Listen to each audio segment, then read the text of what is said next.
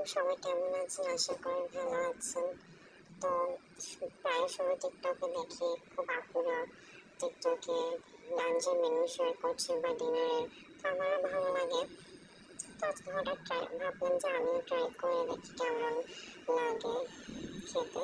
তো প্রথমবার ট্রাই করছি, জানি না কেমন হবে।